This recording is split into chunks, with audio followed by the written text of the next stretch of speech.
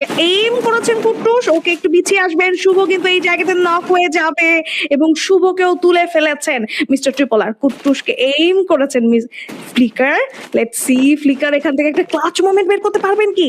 Flicker can you? Let's see. Blade আস্তে আস্তে আসছে উপরের দিকটাতে। ব্লেডকে একটা শট প্রোভাইড করার চেষ্টা, মিস হয়ে যাবে। ফ্লেমের সাপোর্ট রয়েছে ব্লেডের কাছে, সো ব্লেড এই জায়গাটাতে ফিয়ারলেস তো থাকবে। ফ্লেমকে 150 ওই জায়গাতে কানেক্ট করা হলেও খুব সুন্দর করে স্পট করে কিলটি তুলে ফেলবেন এই জায়গাটিতে। এই জন্য ফ্লিকারকে লাস্ট মোমেন্টে নিয়ে একটু খেলা হচ্ছিল, লাইক চারপাশ থেকে ঘিরে ফেলে, বাট আই থিঙ্ক এটা এনজয় করেছে ফ্লিকার। এক্স্যাক্টলি বলতে হবে।